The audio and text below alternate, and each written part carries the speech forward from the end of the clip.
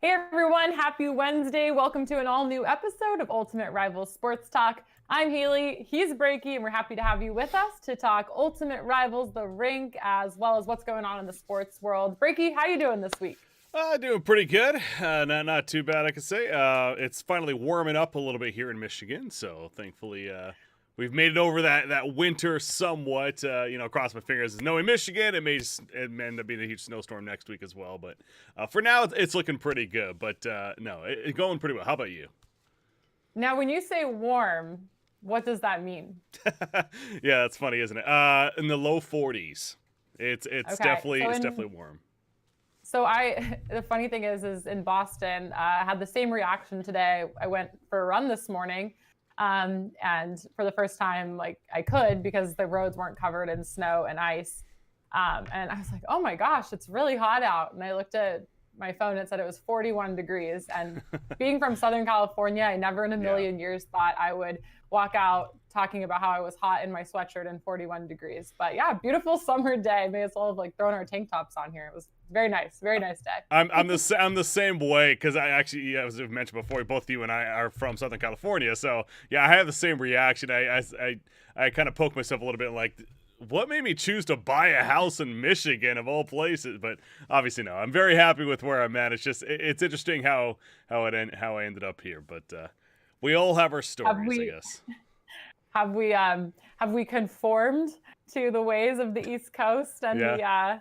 the yeah, it's like I never thought like people were like you'll never change leaving California, right? You'll never gain a New England accent or, grow used to the cold. And I assured them like none of these things would ever happen. But slowly but surely, maybe I am changing. Who knows?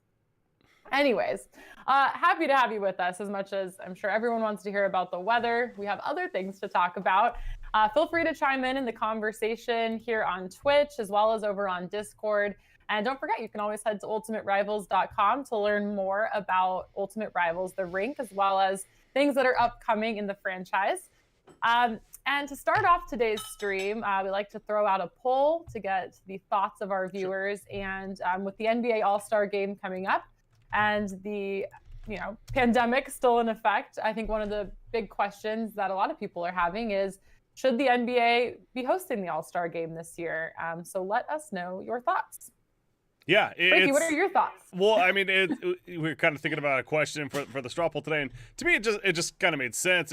This within this last week, it was pretty much been official. There is going to be an All-Star game, and in fact, they just announced the All-Star roster. We'll get to that later on in the show.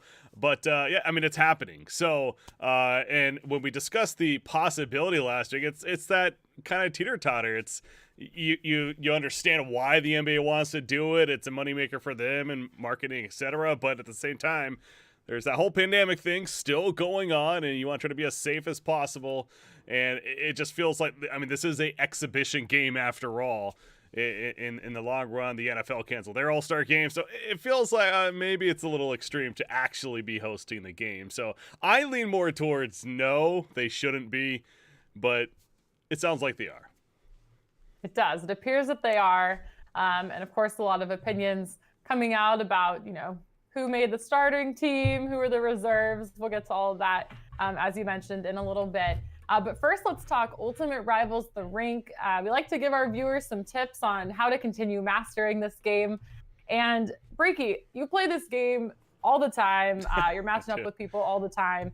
As you, like a year plus into this game, what are some things that you do to continue practicing and getting better? Just general tricks of the trade as to how you keep challenging yourself to become better. Because I will say, I had never seen it before until recently, but I recently watched you lose, which I feel like might have given you some incentive to practice just a little bit more. So what have you been doing to practice so that that doesn't happen to you again? Okay, so that's maybe a little bit more of advanced of a strategy, but yes, that loss that you're talking about to co-employee JD, he actually came on and definitely gave it to me. One of the tricks that he used was that whole aim pass, using it as a shot. So I actually have been practicing that quite a bit, and I've got a bit more comfortable with the timing on that. So when that time comes around with the matchup again, we'll see who's on top this next time.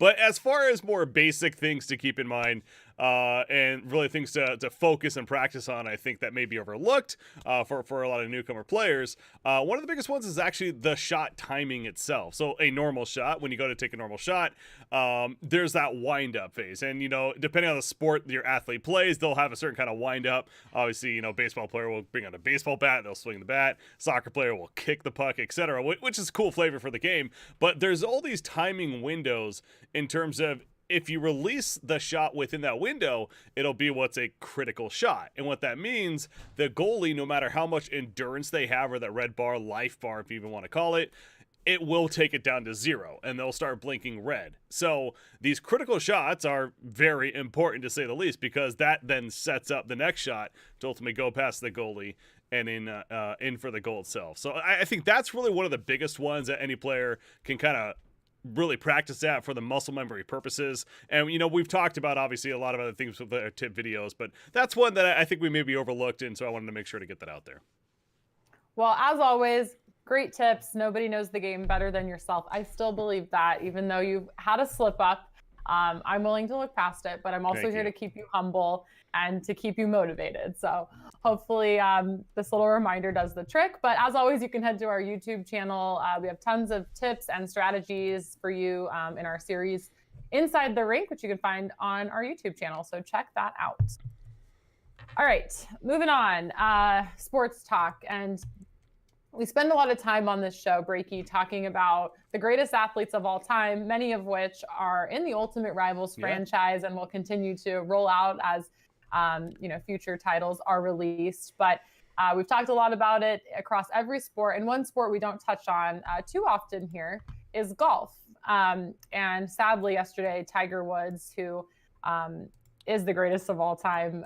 He sadly was in a car accident. It's, of course, been on the news quite a bit the last 24 hours, but kind of a shock to the world to see that news come out. And man, Tiger Woods of all athletes, he has just had a crazy journey. He's had to overcome a lot of different obstacles, and I believe was recovering from, I want to say, his 5th back surgery, and sort of seeing the light at the end of the tunnel in terms of recovery from that before having to deal with this hurdle. And while this is a setback, I think, today you just have to look at it and say he's lucky to be alive.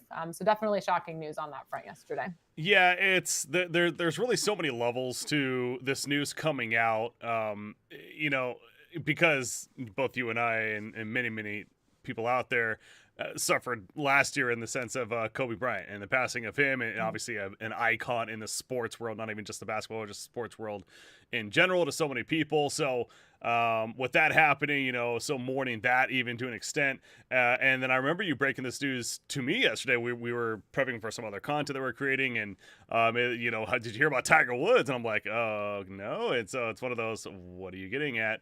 And at the time, it was still very fresh. It was maybe a half an hour when that news broke, and it was still very uncertain of, like, is he okay? Obviously, as you pointed out, and as we know now, he is okay in the sense he is alive, no life-threatening injuries.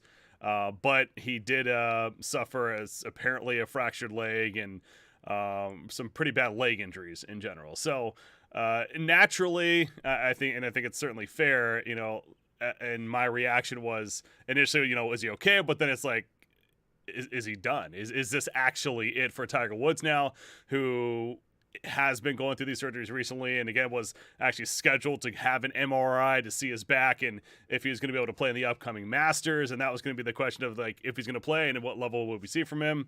Now it's just, will we ever see him play again? And if he's not able to play again, obviously that is a big hit to the golf world. Now, personally, I'm not a huge golf fan whatsoever, even despite growing up in Southern California, but I will say he made me watch golf every now and then, especially when he was in his prime and when he was younger. And there's very few athletes that I think can suggest or say that they've had the ability to do that. And Tiger Woods is certainly up there as far as one of those able to draw people from outside your traditional viewers, especially to watch a sport and appreciate it and see what it's all about. So yeah, again, it's kind of this in between. It's like, it was horrific to hear the news, but at the same time, you're certainly thankful that he is okay and going to be able to to live on in that sense, and we'll see what the future holds for him. I mean, I couldn't agree more with you. I just remember as a kid when he was in his prime and my grandparents and parents watching him. At the time, I could have really cared less about golf. It wasn't a personal hobby of mine or a sport that I was playing, but you just found yourself watching because it was Tiger. And I mean, to this day, he's a 15-time, hard to say because the number's so high, major champion. And he's just been an incredible story, one that when I look back at my life up to this point, if he's not the top athlete that I've gotten to witness in greatness, he's certainly, one of the top 2 or 3. And, you mentioned another one being Kobe.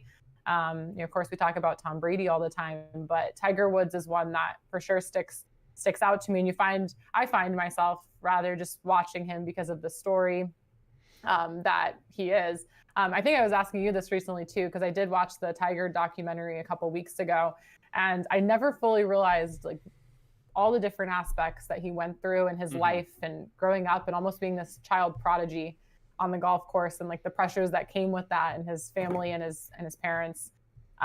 But he's gone through a lot of really triumphant times. He's gone through a lot of really dark times and troubled times. But we've always seen him attempt to bounce back.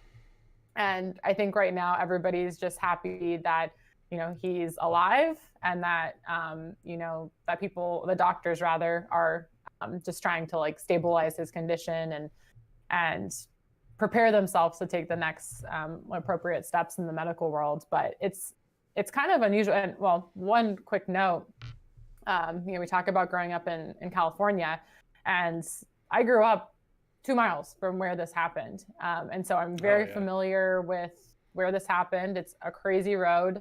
I think I was reading something earlier that said there had been about 13 accidents there since like last January. And it's definitely not your run-of-the-mill road. It's very hilly, and people do get caught going very fast. In fact, as a teenager, I was always warned of the speed traps going down this road.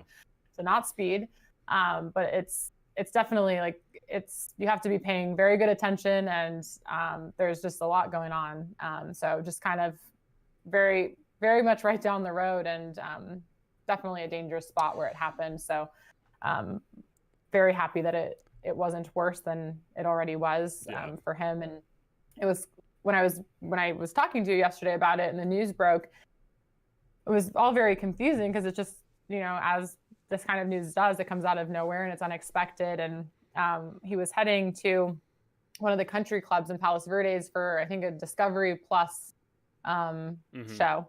And I think he was meeting Justin Herbert and Drew Brees, I believe. Drew Brees. Yeah. And I was reading something, and like these two, they're about to play golf with Tiger Woods, and 8 a.m. approaches, and they're like, damn, Tiger's late to our tee time. Like that's unusual.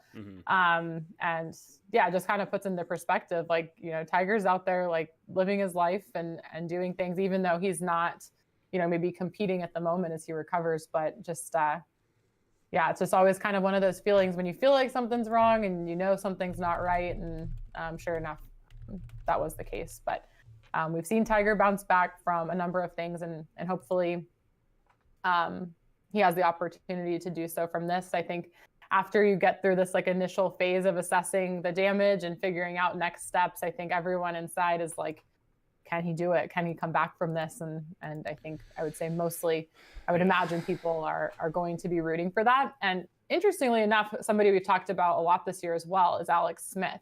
And I'm not a doctor, so I'm not sitting here trying to compare their injuries, but they have a lot of the same hurdles to face coming up. One of those being like, if you remember, like all the infections that Alex Smith had as he went through these surgeries and had maybe slightly different injuries, but very significant in magnitude, and both were life-threatening in some ways if you're not handling it properly. So he has a lot of surgeries ahead of him, and he has definitely a much longer road.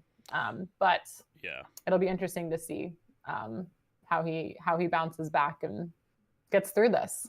And I hope it's not the end. I love watching Tiger. So yeah, I stand by. He still is the only reason, and with his struggles more recently, and how he has been climbing back here and there, and had that more recent success finally again.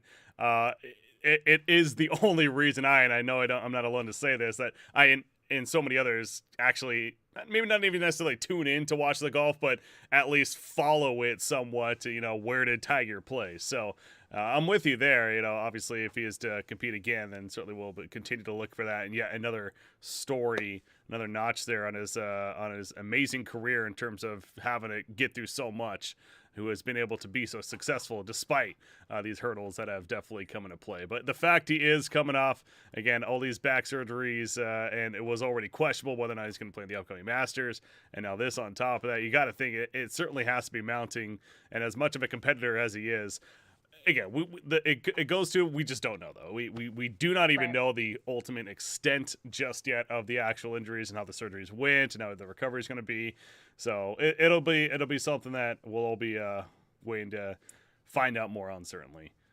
I have to tell you though, one of my favorite Tiger memories, obviously his success has been super fun to witness and to watch, but one of the things that has made me laugh about Tiger, and so I used to cover college basketball, and one of the teams I covered was the UConn women's basketball team coached by Gino Auriemma, who is a legend in the coaching world and a super cool person to ever get to interview and talk to. But he started his own podcast a few years ago, and one of the guests that he had on was actually Tiger Woods. So I was always listening to Gino's podcast, and when Gino speaks, it's like everything he's saying, he's like a wise owl. It's just like, wow. And it doesn't matter what he's saying, but the way he says it, it's so impactful. And so he was able to, get somebody as, famous and prolific as Tiger Woods on his podcast. And I'm like listening to it, and it was like two dudes just talking and chatting about life. And one of the things that I think Gino asked Tiger about being a dad, and it was funny because Gino asked him, is when you're dropping your kids off at school, are they like, oh, wow, my dad is Tiger Woods, and do they know who you are, basically? And he kind of laughed because he was like, dude, my kids have no idea like who I am. They think I'm a very embarrassing, like dorky dad, basically, and they have no idea like that I'm, meaningful to the golf world or, anything. They just view me as, drop me off on the corner type of a thing, right? Mm-hmm. But probably more meaningful to the parents at their school than the kids. But so I think one of the coolest, after hearing that, it's like, it is kind of funny because all of his, most of his accomplishments, I should say, came before them, or, when they were super young. So to be able to have these, innocent people that just, they actually they don't care that he's famous. They don't care that he's like the best golfer of all time. They just know him as dad. And so that was the coolest moment, was getting to watch him win the Masters in 2019, and to have, his family there and kids there, and to be able to see that, I thought was super cool, because that was kind of the first time in their life that they got to be like, whoa, dad's kind of a big deal. This is a pretty big deal. And as a dad, I'm sure you could appreciate that. Certainly, feeling. The glory days, right? Not on that level necessarily, not on Tiger Woods level, but yes, as a dad, absolutely. And that actually, to even go a little bit further on that, is that's one of the more that was one of more, for me, tragic things with the Kobe Bryant passing, was the fact that it wasn't, obviously his career and what he meant for what he did on the court and just his mentality and everything was great, but it was his family too. And of course, in that incident, having his daughter pass away as well, one of his daughters passed away with him too. It helps remind you, unfortunately in that case, that's what it takes, but it helps remind you that there are families behind this in most, if not all, cases. And Tiger Woods is no different either. So, obviously all the love and the support to the family as well around him, and you got to imagine what they're going through too. But it is more than sport in the end. Family first, I think, is certainly fair to say. So exactly. Well, just to reiterate your sentiment, thoughts are with him and his family and all of the medical staff that is taking care of him. So we will, I'm sure, like the rest of the world, stay tuned in to keep up to date with how he's doing and his journey ahead. Switching gears a little bit, let's talk NBA All-Stars. We mentioned it in the poll this week. It does look like the NBA All-Star game is moving forward. So even during these crazy COVID times, it appears we will still have an All-Star week.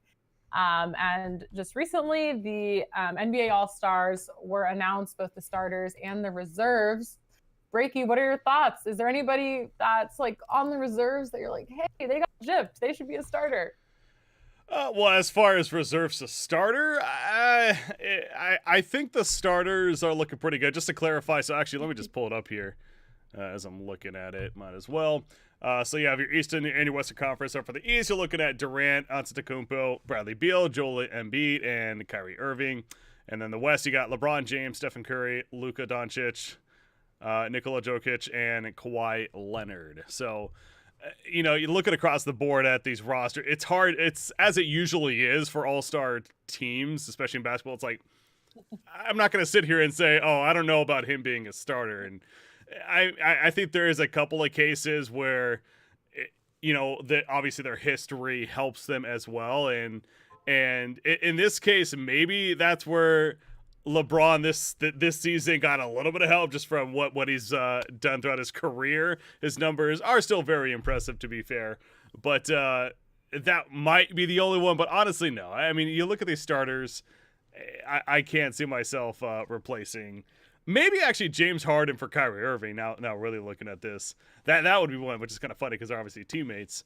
But I think James Harden, he has really stepped in amazingly so well to the Brooklyn Nets. And obviously Kyrie's also had a fantastic year as well, absolutely deserving of an all-star selection. But that would be another swap I wouldn't mind seeing too. If he What about Damian Lillard? I mean, sure, Damian. Well, you got Lillard, but the thing with Lillard is that it would have to be for Curry, most likely. And right. Curry, as struggle as Golden State has been overall, Curry has had an MVP type season. He has numbers similar. You don't replace Steph Curry. Yeah, he has numbers similar to what he's been doing with his back-to-back MVP years. So yeah, it's not that Lillard's having a bad season; it's that Curry's having just that much better. So isn't that a funny thing? Sometimes when you're like, damn, I'm having a really good year, but like in any other year, everybody would be talking about me, but somebody else is just having that good of a year. It's like a freak year. Yeah, it's crazy. I've never been in that position, but you can imagine what that's like. Must be nice. Yeah, one of the surprise names on this list, by the way, as far as starter goes, but again, very deserved, is Bradley Beal. Bradley Beal's had an amazing season. He is actually leading the NBA in scoring with 32.7 points per game. And again, that's a roster situation where they got Russell Westbrook for the Houston Rockets, now playing for the Washington Wizards. And that team earlier on, they seemed like they were having trouble finding their group outside of Bradley Beal. He was always doing well. But now Westbrook is starting to find his footing a little bit. They actually just beat the Lakers in a recent matchup there. So the Washington as a team is actually one that's one to look forward to up and coming in the East as the later part of the season hits. But yeah, Bradley Beal, he's, speaking of MVP candidates, he's got to be up there as well on that list. So a very deserving starter in Bradley Beal for sure. Hey, and it looks like, let's see here, 1, 2, 3, 4, 5 All-Stars currently available in Ultimate Rivals The Rink. There you go. And 3 of them play for Brooklyn. 3 of them play for Brooklyn. Go figure. Yeah, hey, that's pretty cool. That means doing something right, I guess, here on athlete selection. Good taste in athletes. And of course, with our future title, The Court, coming up, who knows? Maybe we'll see a few more of these names down the road. Let's talk about snubs, though. Let's talk about snubs before we really move on from this. I was looking up and getting some references here, but so one of the selections that I actually found curious was Chris Paul. And speaking of where I think their kind of career has helped them get this All-Star vote, I think this is actually a very good example of that. He's now, of course, with the Phoenix Suns. Numbers-wise, again, he's doing pretty good, 16.6 points per game, 8.5 assists per game, not too shabby at all. But the fact that he got in over his teammate, especially in Devin Booker, I think that's pretty crazy. Devin Booker continues to be one of the best young talents in the game, and it's getting to a point where you got to stop saying that he's just really one of the best talents in the game, frankly. So that's one that certainly stood out to me. And I wonder if Chris Paul would almost be like, you know what, you can have my spot. I'm going to help back up your point, because to that exact point, I was kind of laughing last night when I read this, but LeBron James tweeted yesterday, and I quote, "Devin Booker is the most disrespected player in our league. Simple as that." Oh, yeah. So if LeBron agrees with you, then you're golden. Doing pretty good there. I'm going through a couple of these other potential snubs. None of them really stand out to me nearly as much as that one. Fred VanVleet, maybe. He's actually done very well for Toronto. His story is amazing, isn't it? Where he's come from being a free agent or undrafted, I should say, to a very successful and high-paid player, and deservingly so for Toronto, an NBA champion. So he's had quite the career. But a lot of names on this snub list. A lot of names. Oh yeah, there absolutely is, as there is every year, right? But I think another one that people will look at, by the way, is Zion. I don't know if you've had the chance to watch much Zion. Basketball? I haven't, to be honest. Okay. I mean, in college, all the time, but not like in the NBA yet. I haven't gotten to see a ton of his games. He is fun to watch. He really, the hype is real, in my opinion, when it comes to the way he runs is hilarious. This kind of like slow jogging, but man, when he's on a mission, he really does got hops, and he can throw that ball down. So his numbers again are decent, but I think it's a little questionable if he deserved to get his first All-Star this year over some others. But it is Zion. Obviously, the NBA is trying to push him to be a big name. So, well, Zion, I would imagine Zion has a very long career ahead of him, as do many of the other names on this snub list. So I'm sure we will see him hopefully down the road. Not snubbed forever, just for 21. Yeah. All right, let's move on. Let's talk some baseball. We're all anxiously awaiting opening day, mainly for me, because I know that that's a sign of warmer weather to come. Even though I now apparently I'm okay with 41 degrees, but I know that I'm better than that, and that I should not be stooping down to that level and accepting 41 degrees. My hopes and expectations should be much higher. But when I think baseball, I think summer. I think sitting outside, drinking a cold beer, and watching a game. So looking forward to baseball opening day in the future and seeing what that's going to look like this year. Like, I don't know about you, but like, I want to go to a baseball game this year. Like, I am dying to go to a sporting event and just sit there and watch something in person and like soak up some sun and just enjoy myself. But I guess we shall see what that's going to look like when the time comes. But Breaky, I imagine are you a Padres fan, being from San Diego? I imagine so. Yeah, I still consider myself one. I grew up a Padres fan, and kind of talking about going to the ballpark though. I will say, for a majority of my life growing up with them, they were at Qualcomm Stadium at the time, which is the much older stadium now, especially, and ultimately one of the reasons why the Chargers ended up leaving. But they eventually built what is Petco Park in downtown San Diego, and I got the chance to go there, I think once for an actual game. How sweet is that place? It is that's what I was going to get at. It is a very, very nice baseball park. So you're making me reminisce about that, and kind of wish I had the chance to do that. Unfortunately, not right now. So do look forward to that again, though. But yeah, I am a Padres fan. So then as a Padres fan, and I know that your team, some of them have, shall we say, switched from your time in California to moving to Michigan. But it seems like you're staying loyal and true to your California baseball team. So how are you feeling about the 14-year extension of Fernando Tatis? Are you pumped about it? Is this a good decision? Baseball's insane with these long-term contracts. I'll tell you what. I mean, it's obviously, we just had the NFL do the big one with Patrick Mahomes and the 10-year extension there, and where he's going to be at now, but for good, we all think for good reason, certainly. But he's 22 years old, and the numbers he put up over especially this last season, even though it was a short season, but this last season, the year before that, it was dang impressive. This is a kid that, again, still only 22 years old, and the fact he's able to hit the ball like he can, play defense like he can, he is an absolute star in the making. And I love this as well because the Padres are also showing that, almost dare I say finally, right? It's been a while. Early 2000s when they had their run, they did it then as well. But man, the owner's not afraid to go out there and get some players. Obviously, Manny Machado, he also signed that really big contract to the team a couple of years back as well. So they're putting a lot of money. They're going to be one of the more expensive teams, and they're going to start competing with the Dodgers, which is not something you would hear often in baseball in general, especially with the Padres. And not something I like to hear as a Dodgers fan. No, thank you. It's going to guaranteed. What? Well, it's going to be a fun match. It's going to be fun. Padres Dodgers, really in years to come. It's Dodgers have had their number for the longest time, understandably so, of course, but I think that's starting to change a little bit. We'll see. I mean, I'm like, am I reading this right? A guaranteed $340 million. Yeah. And a no trade clause. How nice of him. He then expressed his love for the city of San Diego.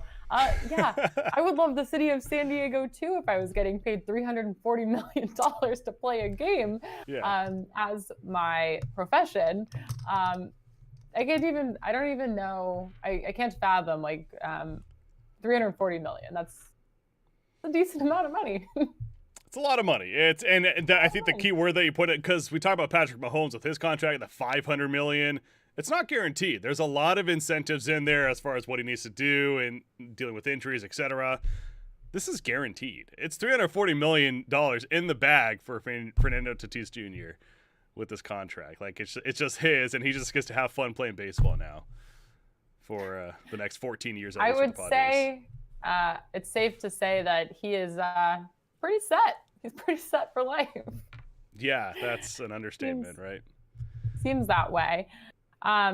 Speaking of baseball, speaking of long-term deals, I'm a little conflicted in my heart because I live in the city of Boston. So, I am a Dodgers fan. I have lived here when the Dodgers and Red Sox have met in the World Series, which, it was, I always feel like I'm sitting here in Boston and this is like, I feel like such a traitor. And Boston doesn't handle it well when you if I show up to watch the baseball game in my Dodgers shirt, it's like, they have no mercy here.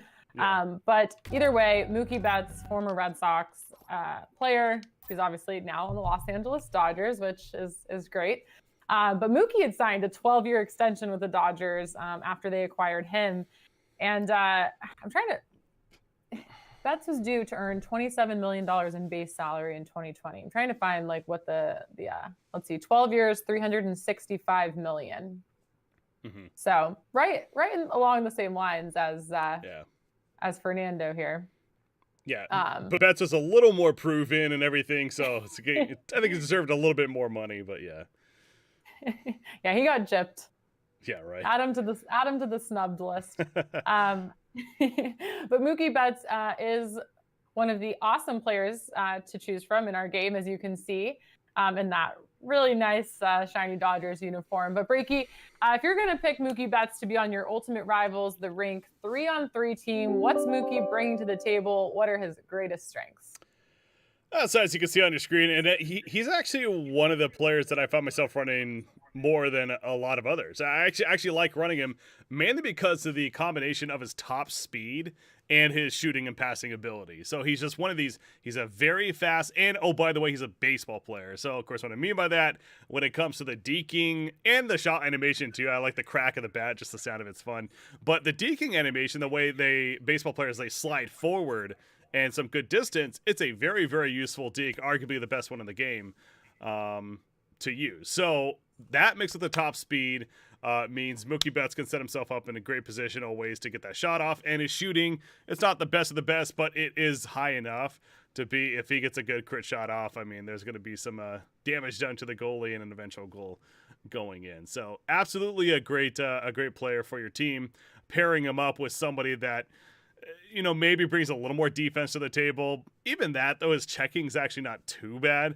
But, pairing him up with another defender, probably a good strategy. And then when it comes to goalie, he can play goalie for you. His endurance actually isn't too bad as well.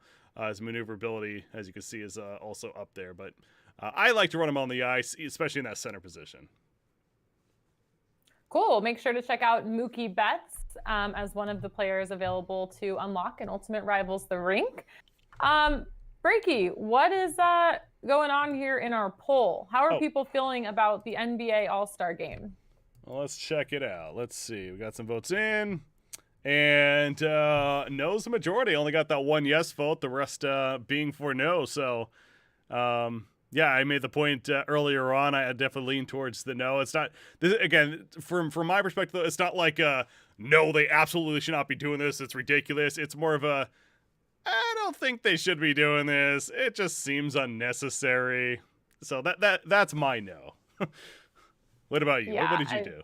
It's going, I mean, it's going to be, I think it's hard in the months ahead as, people begin to get vaccinated and sports, they're back to life now. Slowly fans are starting to become incorporated again. So I think for a little while, there's going to be a gray area where there's not exactly a clear answer as to what people should do. And I think, each state is different and different areas are impacted more than others. So yeah, I think it's, no, you probably didn't need to have it this year. It seems like there might be more risk than reward, but I guess that depends on what you're measuring it by. If it's money, then probably not. So yeah, I probably didn't need to have it this year, but I think as the months ahead, continue to approach us, I think, and people start to like loosen the reins a little bit and get a little more comfortable and, are a little more covered in the sense of whether you've been vaccinated or whatnot. Yeah, it's gonna be a gray area and one that I'm sure people will be talking about all year. So there are a couple things I wanted to point out before we start wrapping up here. One is the format of the All-Star Game. It is actually going to be the same. I was confirming it because that just hit me. It's like, I wonder if they're doing. It is going to be the same as last year. And how it worked last year, where each of the quarters they play for the respective beneficiary, essentially, a respective charity that is chosen by the team or the team captain. Obviously, again, Durant and LeBron James, they're the team captains. They're going to draft their teams, and then they'll play for a said charity for each of the quarters. The fourth quarter, however, will be untimed, and the teams will play to a final target score, depending on what the score is at. And well, so if you remember watching last year's All-Star Game, I don't know if you got the chance to watch or not, but it was one of the best All-Star Games we've ever seen. It was entertaining as heck because of this format, especially with that fourth quarter idea. So that does actually excite me a little bit more, knowing that is going to be in play. I still kind of wonder how hard, because of everything going on, how hard they are going to go this time around. But if they have anything close to what they did last year, and again the format is going to be the same for the looks of it, it actually should be a pretty entertaining All-Star Game coming up. I remember last year I just like flipped the All-Star Game on, and I hadn't really looked into it a ton before it started. And so I'm like watching, I'm like, what is? I couldn't figure out what was going on because I didn't realize the change had been made with the clock versus like getting to whatever point total. So I'm just like, it just like ended. And I'm like, how did I didn't understand it, but I think it's actually a really clever thing to do and kind of makes it more fun and changes it up a bit. But if you don't know what's going on, you're like, this is really strange. You're just like, why are they going all out? Where's the time? You guys realize there's like a clock malfunction? I'm sure I'm not the only one seeing this. And I was like all worried for nothing. They had it all figured out. Well, so. And especially in the fourth quarter, like, again, they were playing legit defense. Like there was arguing going on with the referees. Exactly. They were making comments towards the refs like, oh, what is that call? Like they were genuinely upset, which you never see, or at least we haven't seen it for a very long time. In All-Star games, it's there's a couple moments like that. That's up there with the moments of like these All-Star games. Where another one that I'm sure is in a lot of people's heads when you think like these really going all out in an All-Star game moments is Pete Rose actually sliding in to home plate. I forget the catcher's name now off the top of my head, but he ended up breaking his arm, I think it was, because he slid in home to score a run in an All-Star game, and that guy's career was never the same after that. So it's some people are just true competitors, I guess, in that sense. But I look forward to that with this game, honestly. Well, it should be fun, and yeah, I can't wait to tune into it. It'll be good. If you know what, now that they're having it, I guess we just all embrace it, Enjoy and enjoy it. So, well, that's about all we have for today. For those of you that tuned in with us, sorry for joining you a little bit late today. We had a shift in our schedule, but we wouldn't miss a Wednesday for the world. So thanks for joining us, and always great to talk the rink and talk sports.